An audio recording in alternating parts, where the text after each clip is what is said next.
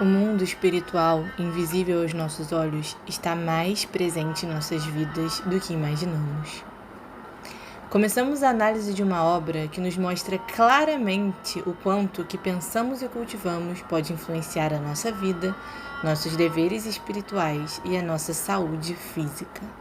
Apresentamos o podcast baseado na obra Trilhas da Libertação, com Guaraci de Lima Silveira.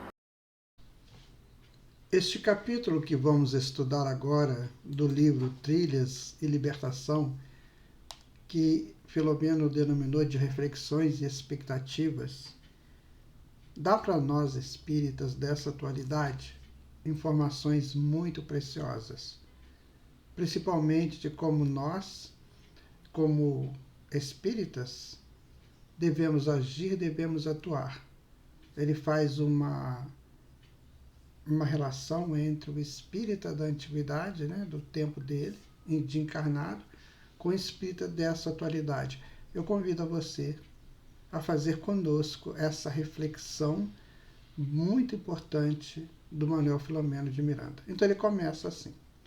No dia seguinte, a hora convencionada, da qual eu fora informado pela manhã, o Dr. Carneiro de Campos e outro amigo vieram ter comigo, a fim de seguirmos a cidade X, que seria a sede das nossas atividades.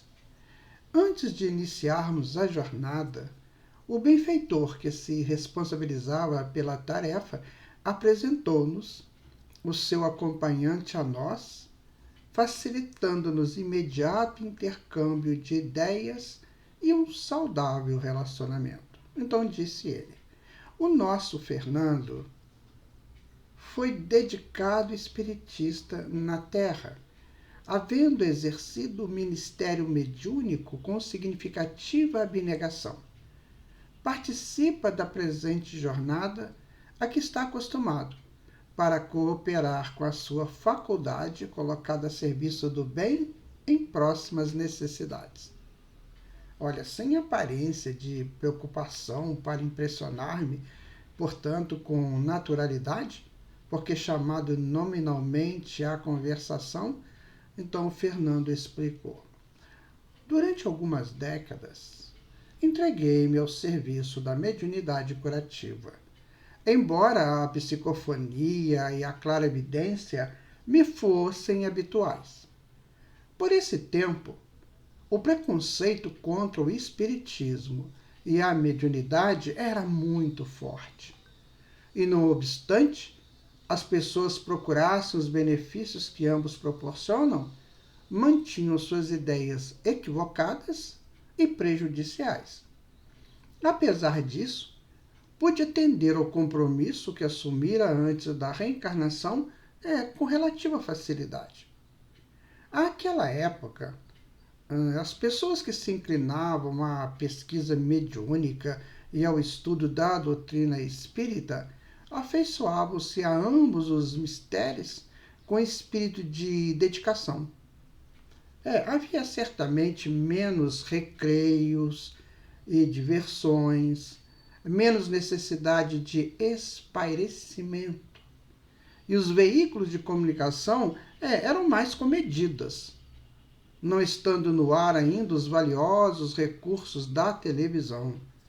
As dificuldades, que eram muitas, qual hoje ainda acontece, tornavam os interessados mais maleáveis à consolação e à fidelidade doutrinária, à vivência dos postulados aceitos e à ação da caridade ao próximo, com maior entrega pessoal.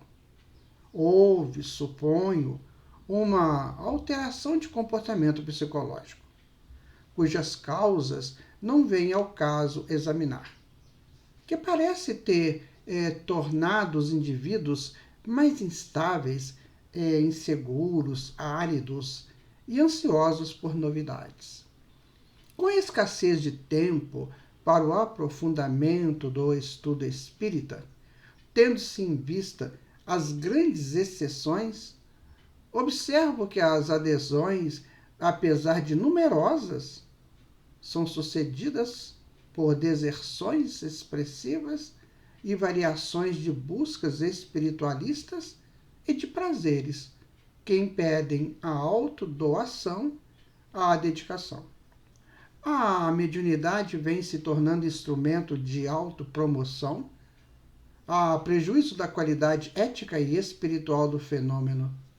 E diversos companheiros, impressionados com eles mesmos, narcisisticamente, arrojam-se às disputas ao campeonato da projeção pessoal, perseguindo o aplauso da terra, os primeiros lugares, as competições insensatas, distantes do sentimento de renúncia, de vera humildade e de legítimo amor. Interrompeu-se por alguns instantes e deu prosseguimento aos seus oportunos apontamentos.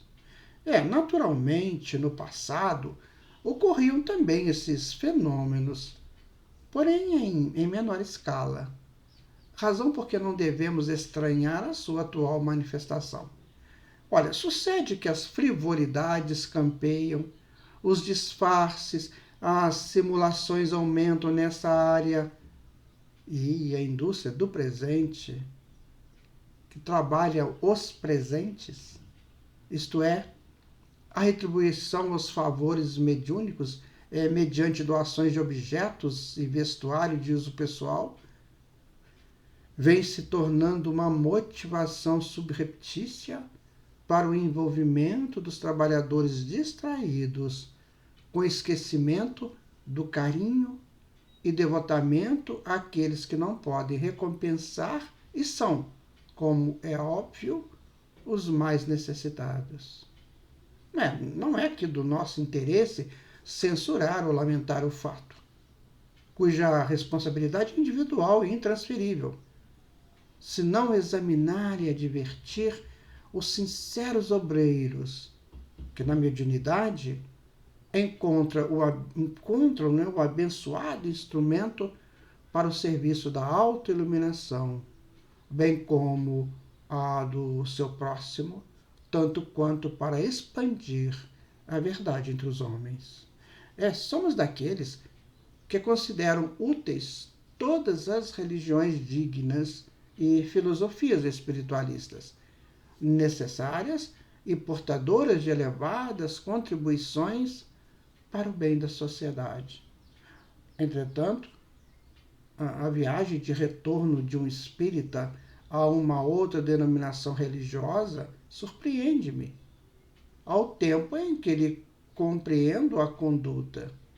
A surpresa decorre do fato de identificar no Espiritismo o Consolador prometido por Jesus.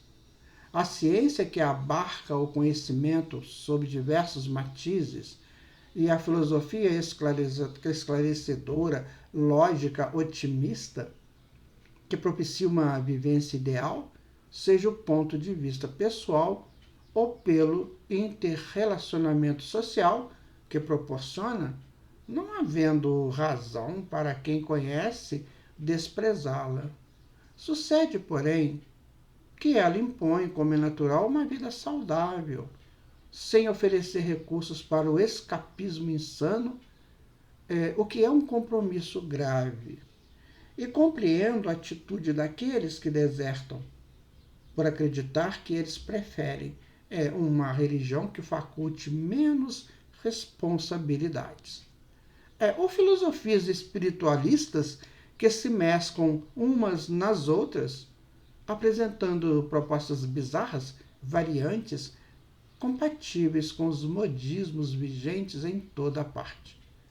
Todavia, respeito toda forma de crença e de não crença, de comportamento e de vida, buscando aprender com as criaturas e suas experiências, vinculado cada vez mais à doutrina espírita, que me concedeu paz e liberdade, ocasião de trabalho renovador e mais amor ao meu próximo. Quando o caro Fernando concluiu o seu pensamento, dei-me conta de que também eu assim reflexionava diante de muitos sucessos que acompanhavam no movimento espírita em particular e, por extensão, na sociedade em geral. O espiritismo, pela sua simplicidade, possui todas as condições propostas por Jesus a respeito do Consolador, ao tempo que se fundamenta em uma filosofia de excelente qualidade, cujos postulados têm suas raízes no idealismo de Sócrates e Platão, sem entrar em choque com o pensamento oriental antigo, do qual se derivaram o brahmanismo, o budismo, o taoísmo. Considerando o homem um ser integral na sua complexidade, faculta-lhe a conquista da plenitude mediante o esforço pessoal intransferível, acenando-lhe sempre com a possibilidade de conquistas de novos e mais elevados patamares na escola da evolução que o aguarda. Em nossas conversações frequentes com os mentores, sempre lhes percebíamos a natural preocupação com os companheiros encarnados, portadores de responsabilidades na área espírita, que se deixam distrair pelas querelas inúteis e debates injustificáveis na defesa de pontos de vista doutrinários, tomando rumos estranhos pelos desvios de rota, descuidando-se do essencial em favor do secundário. Por outro lado, observo que esse comportamento apaixonado na área espiritual e num grupo reduzido de profitentes torna-se mais expressivo e grave no comportamento social que envolve as massas, e os jogos de interesses assumem proporções imprevisíveis, levando os indivíduos à agressividade, à violência, assim liberando as altas cargas das paixões inferiores, filhas diletas do egoísmo. A dedicação, com fidelidade e firmeza de caráter a qualquer causa, é sempre um desafio grande para o homem, especialmente por exigir-lhe vivência do ideal, esposado com tolerância para com todos que lhe compartem ou não essa opinião. É de considerar-se, entretanto, que na atual conjuntura do planeta, em face da paisagem moral daqueles que o habitam, essa ocorrência se faça normal, até que o próprio mecanismo do progresso impulsione as criaturas pelo roteiro correto. O amigo Fernando percebeu-me as reflexões silenciosas, despertou-me gentilmente para a hora que se aproximava, em razão de o Dr. Carneiro de Campos já se dispor a dar início à excursão programada para a qual eu fora convidado. Do nobre benfeitor ouvimos as referências sobre as atividades a desenvolver e as instruções pertinentes. Iniciávamos, a partir daquele momento, novas experiências e aprendizados que nos iriam enriquecer de conhecimento para as realizações futuras. Então, meu amigo, minha amiga que está ouvindo essa gravação, nesse capítulo ele nos chama muita atenção para nós que somos o espírita atual, que fazemos parte do movimento espírita dessa atualidade. Então, ele faz uma referência que eu sempre busco perceber também. Eu sou de um tempo ainda bem antigo do espiritismo, em que tudo isso que ele disse, das pessoas chegarem ao centro espírita e sentirem uma emoção a cada vez que ia lá. Quando nós chegávamos no centro espírita e olhávamos aquele ambiente, a gente ficava tão envolvido de paz e serenidade que era encantador. E isso está gravado em nosso inconsciente.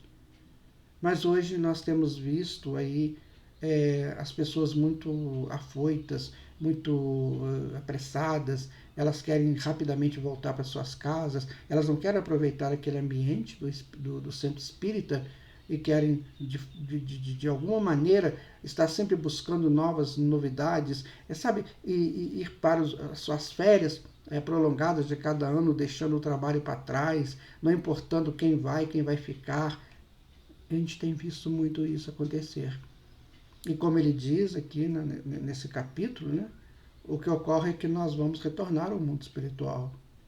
Então, como é que eu vou voltar ao mundo espiritual?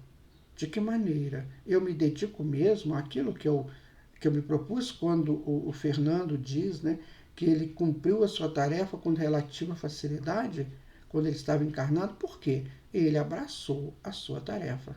Ele não se desvinculou dela e os passeios, os prazeres aqui deste mundo eram sempre depois do dever cumprido. Hoje nós vemos os nossos espíritas muito cansados, ou talvez muito necessitados de repousos internos. Isso é para a nossa reflexão. Como é que eu estou no movimento espírita? Depois, se você puder, ouça de novo essa narração para você ver como que a espiritualidade está vendo hoje o nosso movimento espírita, que precisa ter a sua dinâmica própria, com pessoas muito envolvidas, para que não se dispersem por aí em busca de novidades. Há muitas novidades, mas há muito o que se fazer em prol de nós e daqueles que Jesus encaminha para os centros espíritas que nós trabalhamos.